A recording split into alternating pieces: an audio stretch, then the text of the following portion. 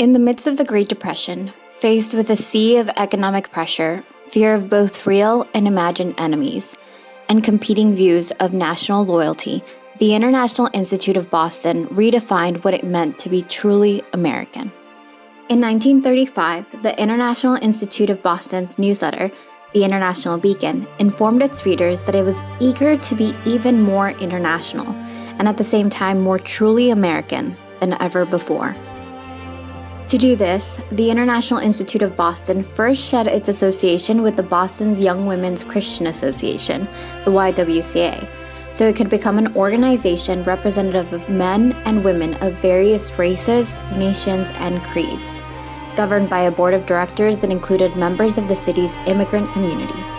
IIB also expanded its connection to community partners like the National Institute of Immigrant Welfare, and launched the first International Institute of Boston Ball at the Statler Hotel to help rally supporters to its cause by celebrating the contributions of Boston's immigrant community, especially needed after the ravages of the Great Depression. Continuing its commitment to cultural pluralism, Marion Blackwell, IIB's second executive secretary, wrote in a letter to the editor for Hernik, Boston's Armenian newspaper, "I believe it is disastrous to sever old country traditions and ties, and I do not believe in the melting pot idea, which would make all people in America of one kind." Under Blackwell's leadership, IIB fiercely opposed discrimination against foreigners, successfully lobbying against proposed cruel and inhumane federal immigration legislation, which would have deported immigrants receiving government relief and created prison camps for those who could not be deported. As the Second World War stoked mistrust of immigrants, especially those from the Axis countries of Germany, Italy, and Japan, the International Institute of Boston was quick to defend them.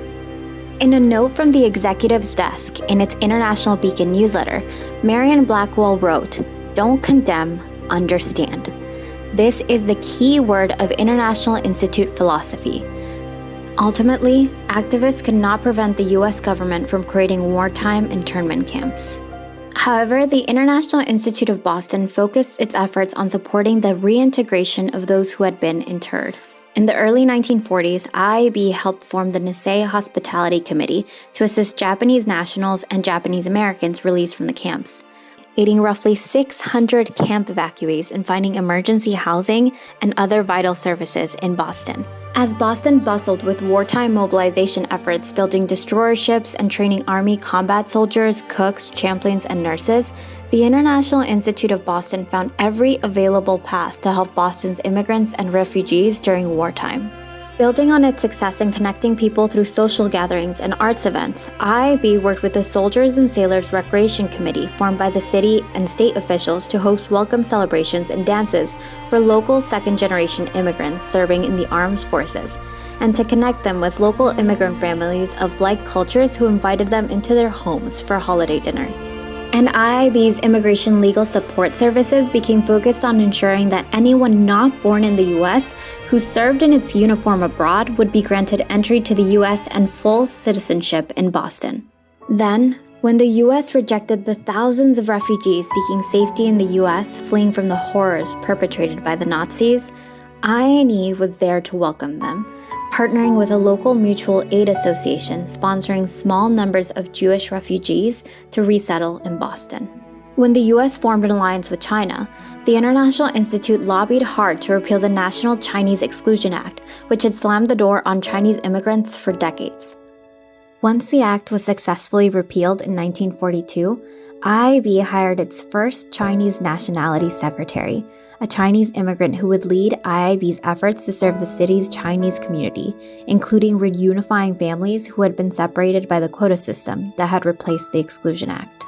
Today, the Boston offices of the International Institute of New England reside in the China Trade Center on the border of the Boston Chinatown neighborhood.